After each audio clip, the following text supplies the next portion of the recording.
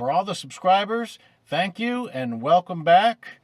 And for all of you newcomers, my name is Rick.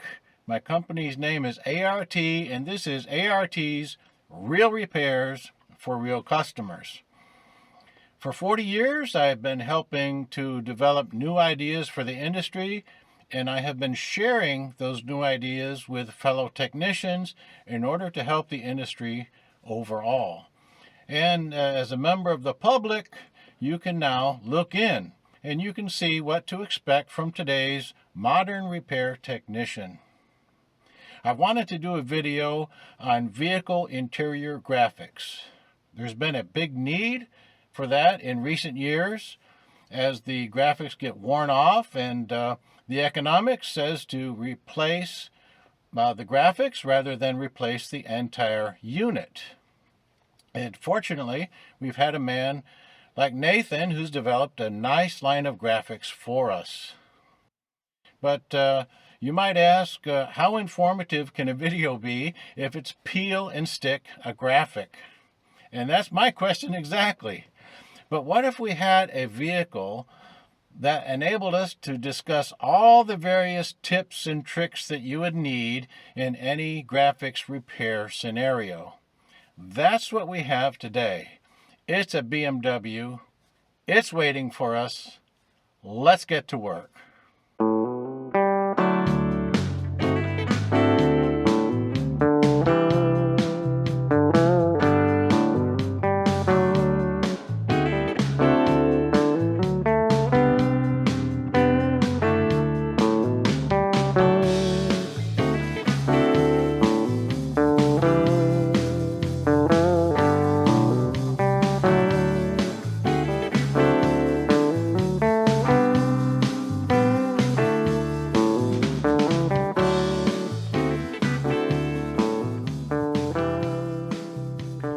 This park button is the one that every BMW owner needs to repair.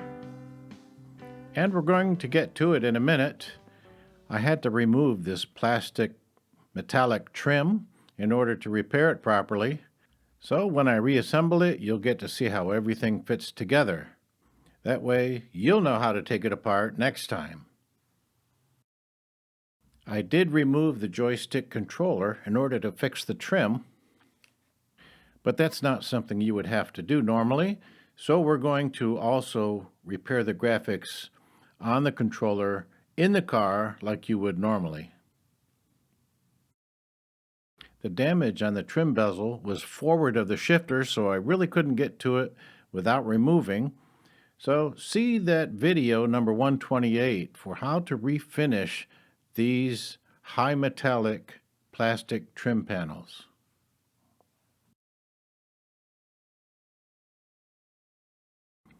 You've just got the one wire to connect the controller here.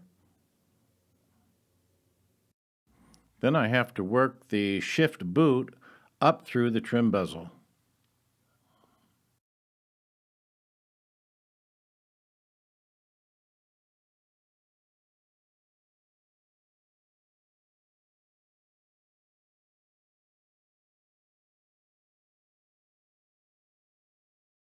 I found there's a dowel on this bezel that allows it to get lined up properly, and I'm looking for it right here.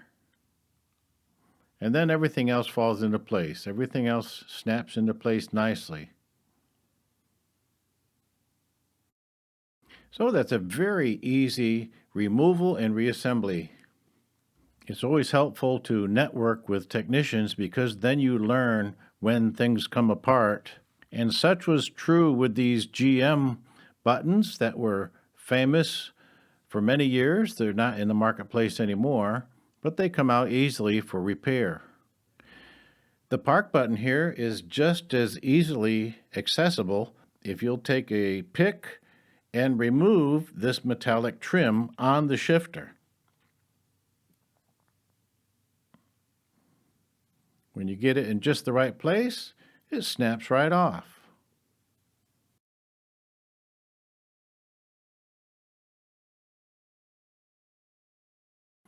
And then you're not going to believe this, but the park button just sits there in the top of the shifter. How easy is that?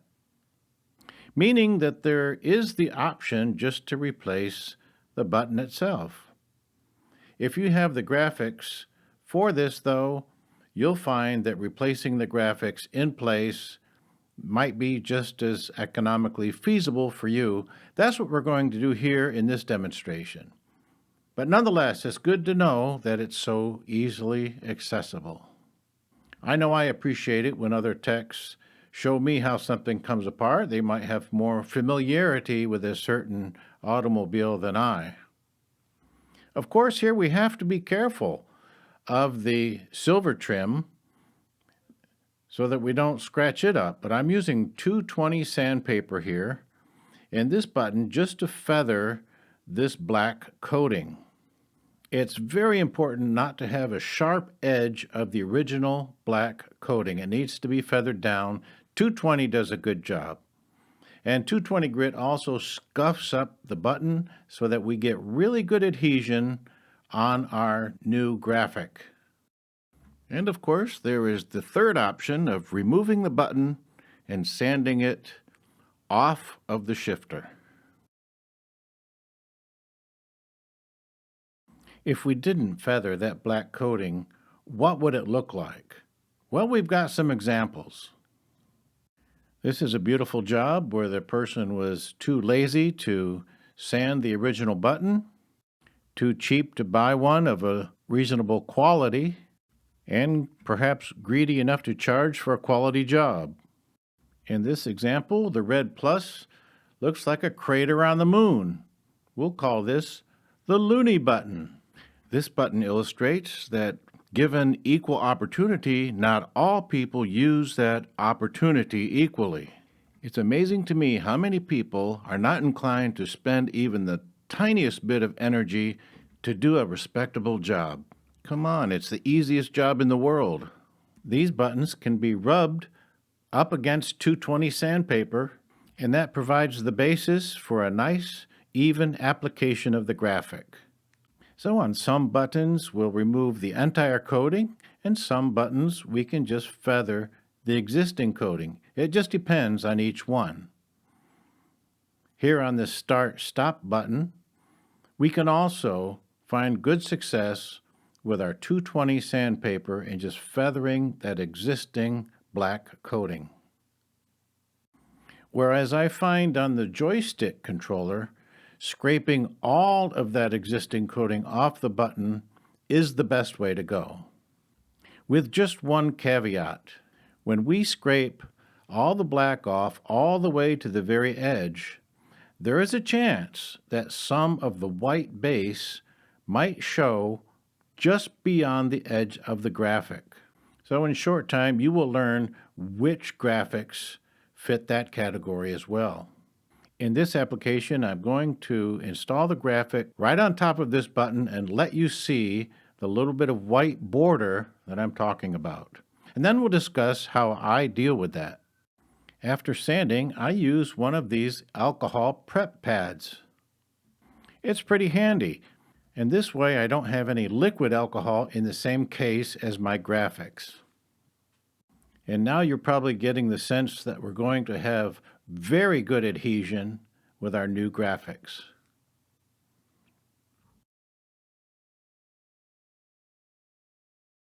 As I mentioned, we don't see very many of the GM graphics anymore. It was a nice run while we had it. But among the current popular ones, we have a few Hondas, a lot of different kits on the various Mercedes, a ton of those. We have a ton of different graphic applications for the BMWs, very, very popular. This is the one we're using today on the Park. I put a paper label in each bag.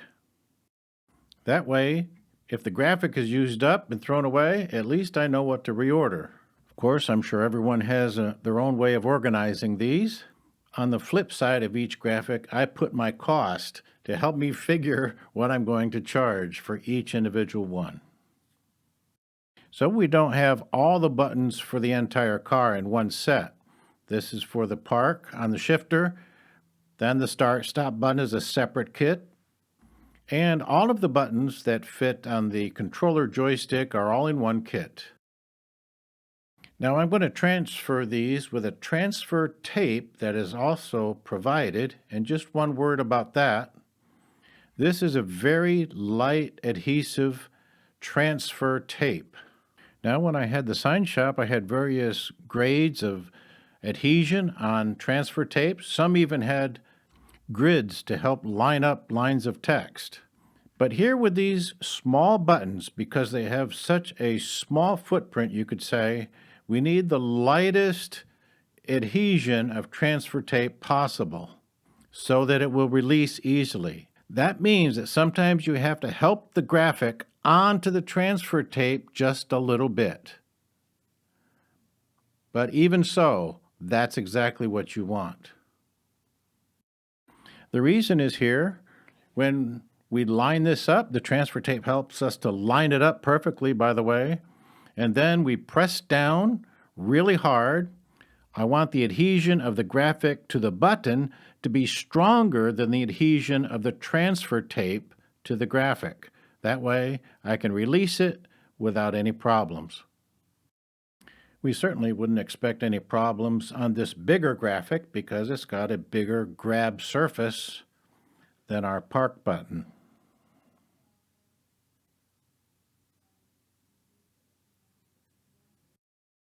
Now you might have noticed some of the other buttons here on the controller have some black missing.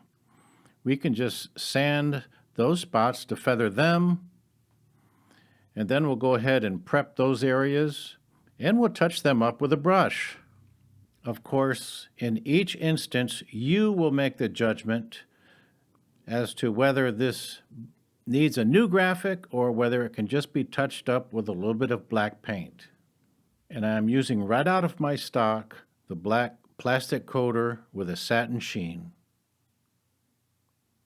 It might require 2 applications. Again, use your judgment on a per button basis. On our joystick graphic, you can see the white border left, which we really didn't want to have that, and so now we're forced to go ahead and touch that up a little bit. So having seen this, you can see the wisdom on each of the buttons where I scrape all the black off to the very edge. I will take a brush and make a black border before applying the graphic. Not the best focus in this picture, but I think you can get the idea. So that's how I would initially have handled this big graphic on the controller. A painted black border all the way around and dried down, then the graphic would look really neat on top of that. No problem. Now you are sitting where I need to be, so you're going to have to tell me when this is lined up. There? No? Down a hair? Right there? Okay, thank you. Now this button presents its own challenge because it's a convex button, meaning it's a compound curve. So the flat graphic is not going to fit on this rounded button. It would be like taking a flat map of the Earth and wrapping a globe with it. It's not going to work. So we do what we can initially to get it laid in place, and then we can heat it. And I'm going to use a hairdryer in this instance to soften this vinyl. Gary Babinick says you can use a heat gun, but he also says the millisecond that you put too much heat to it, you've nuked it, and you've got to get a new graphic. I don't worry too much with the hairdryer. When you get it nice and warm, you'll find that the vinyl reacts more like a paint, and you can push it right into place. As a personal preference, I like to use the pointed cotton swabs for this. And that's a little bit of everything on this one BMW. In a previous video, I played something from the computer, but I used the microphone to record it off my speakers. I had totally forgotten about the loop back feature from the audio interface. So I'm going to use that feature to play back this little musical loop to end our video. And here's the back story. A friend came over and he said, "I really like that guitar track you put on this song. Can we do it?" But I don't remember the song, I don't remember the track, and I don't remember the singer. Well, he didn't remember it either. He remembered the chords, but now he's wanting me to remember what's in his head, but he forgot it too. He had the bass walk down, but that's it. So I took the chords and I just worked this little tune up, whatever it is. And he said, "No, that's not it." And I said, "How do you know that's not it? You couldn't remember it. Maybe it is it." So he didn't like it. I don't know if I liked it. So we're going to end this video with a tune that nobody can remember, and it's the guitar track that we don't even know if that's what it is. And we don't like it either.